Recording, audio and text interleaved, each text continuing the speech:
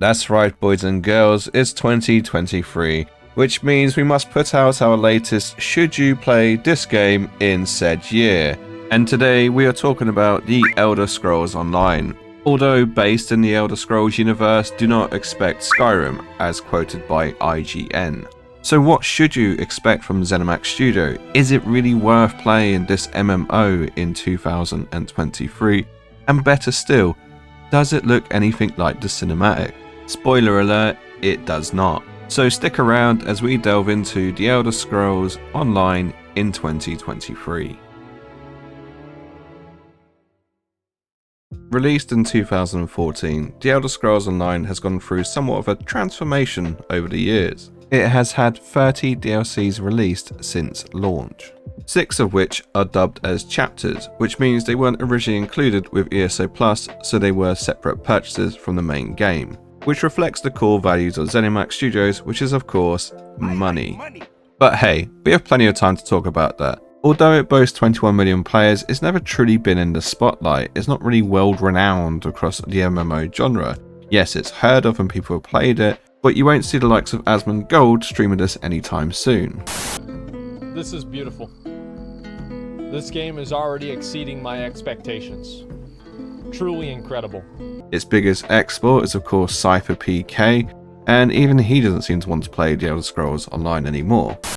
7, I'm not grinding it just for the sponsor. I'm grinding because I want to get back into PvP, like on a more long-term basis. But listen, let's not dwell on the past. Let's have a look at the gameplay and how it's evolved over the years and what we should expect in 2023. When it comes to the gameplay, it really does vary in difficulty. A lot of the content is built around new players, so therefore it's quite easy to complete once you have a simple grasp of the game. The main quest lines are basic fetch quests where you go to point A, then to point B, and then back to point A. Exciting. When travelling from A to B, you'll realise that the overland mobs are very much irrelevant. This is also the same for questline bosses. Don't get me wrong though, if you really do enjoy Elder Scrolls lore, there's an abundance to be found within this game. Just ignore the fact that there's loads of sparkly horses running around, which were never mentioned in any other Elder Scrolls game. Endgame consists of competing in PvP, taking part in veteran trials, and of course, decorating your house. Yes, housing is endgame. It's worth mentioning that all 3 of these have their own separate problems, which I'll cover off later in the video. So what is the future for gameplay in 2023? Well, here's the interesting part. The 2022 studio director's letter promised to do away with the 3 DLCs and a chapter release within 1 year.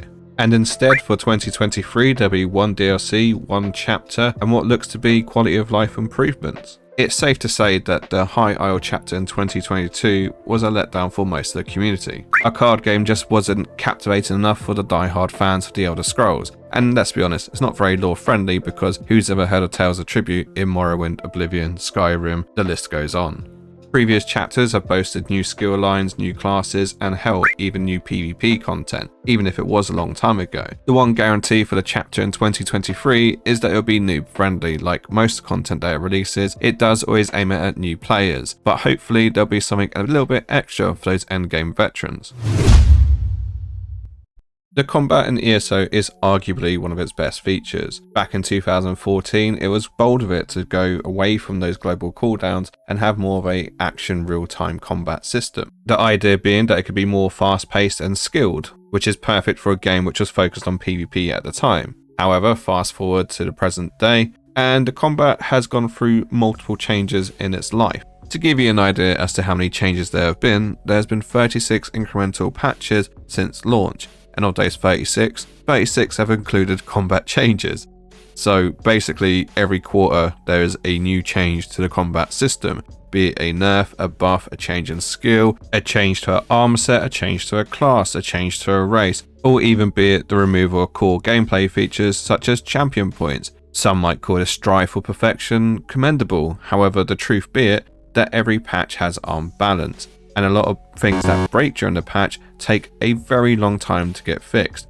Hell, sometimes it lasts a whole patch, which means you will have 3 months of going through a very unplayable phase. The problem is, with every new DLC, new armor sets get released. They've even gone out their way to release something called mythic items, which are one-off special armor sets, which basically are overpowered or better than main core sets. And would you believe they're behind a paywall? This is causing a constant power creep and a fear of missing out if you don't buy the latest chapter, as endgame raid groups will require you to hit a certain level of DPS, and PvP just won't be fun unless you are using the latest cheese sets. This is one of many reasons as to why there's not a more competitive PvP scene, because when there's that much unbalance, it's hard to actually make this a proper esport.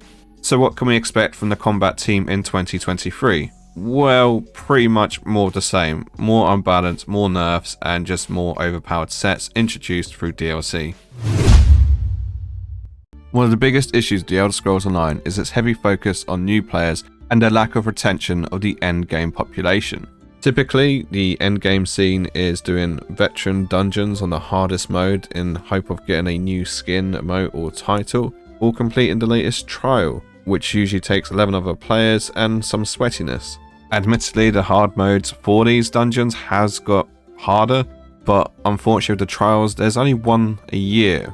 And with the ever increasing damage and overpowered sets, it is making trials, dungeons, all that sort of jazz a lot easier to do in the long run. As I said earlier, housing is endgame, but it's so heavily monetized that it might as well be pay to win. The main problem with endgame is the fact that the rewards are so lacking. All the best rewards are saved for the Crown Store, which is their monetized shop. You do get to a stage where progression is more horizontal than linear, as in the fact that you can have as many champion points as you want, but you still won't be any more powerful or any better off. Truth be told, the fact that they scaled all the zones to a level, and once you hit 160 champion points, the zones lock at that level, whilst you can still go up to 3,600 champion points. There is such a deficit in difficulty that it just becomes a joke for endgame. So what's the direction for endgame in 2023, you might be asking?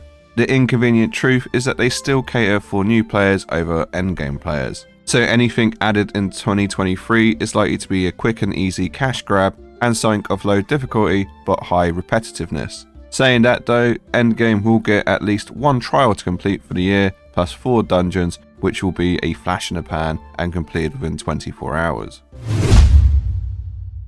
When The Elder Scrolls Online was first released, the PvP scene was going to be one of the main features of the game. The very first DLC to be released for The Elder Scrolls was PvP focused, and then it kind of took a turn. At some point they realized they could make more money from monetizing PvE and new players as opposed to catering to the PvP scene.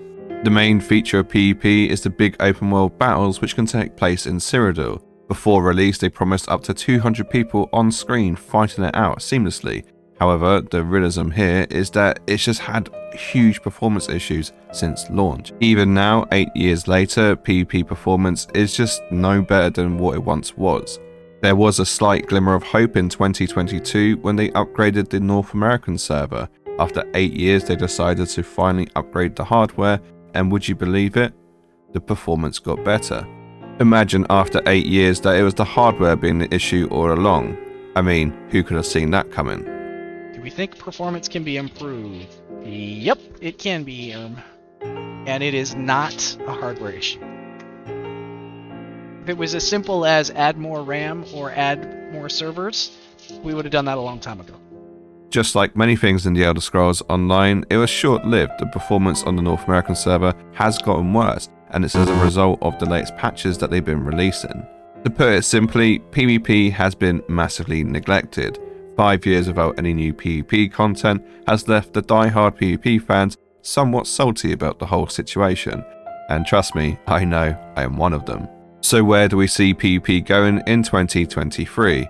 Well, pretty much the same direction it's been going for the last couple of years. It's on a downward spiral, there's going to be no new content for PvP, and it's just a slowly dying entity. As fun as PvP is in The Elder Scrolls Online, you can be sure that there's going to be other MMOs who will do it 10 times better and put more effort into it.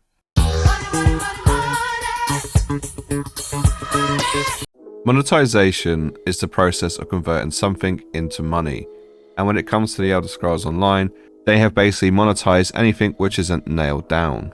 People only really get concerned with monetization when it's pay to win, when you have to pay to be better than everyone else.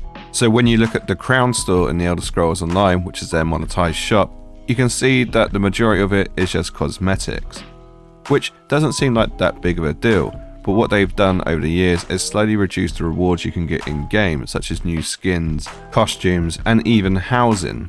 One of the biggest flexes you can do in game is to show off your mount, so it's no surprise that most of the mounts in game are locked behind crown crates, which are their loot boxes. And you can be sure that these are very expensive and have very low odds of you getting anything worthwhile. I wish this was an exaggeration, but 90% of all mounts that you can acquire in game are done through the Crown Store. This leaves a severe vacuum in the reward system within this game. It doesn't feel rewarding to play the game, because why would you ever put that many hours into doing a trial or dungeon when you can simply hop over to the Crown Store and buy a similar looking skin or mount? I know a lot of you right now will be saying, well, at least it's only cosmetics and not paid to win. But the problem is, with every DLC, as I said earlier, they've released some new overpowered set, which means you have to buy the new DLC to be competitive. On top of that, the last two classes that were released in any chapter were once again overpowered. They are notorious for releasing overpowered items which people rush out to buy to only nerf them 3 months later, which will leave a bitter taste in anyone who does or doesn't purchase the latest DLC or chapter. So where is monetization going in 2023? It looks to get much worse. Recently they showcased that they're going to add custom actions to the game, which means when you do the basic task you can customize it to make it look more aesthetically pleasing. But of course this comes at a price. It's no secret that ZeniMax has another MMO that they're working on, which a lot of people have speculated as to why they're trying to monetize as much as possible when it comes to the Elder Scrolls Online, so they can fund their new project. The Elder Scrolls Online has been around now for 8 years, which is almost as long as Guild Wars 2 and Final Fantasy XIV, both of which have had significant changes over the year, and hell, there's even rumours of a Guild Wars 3 in production. So where does it leave the Elder Scrolls Online? Are they going to be more innovative in the future?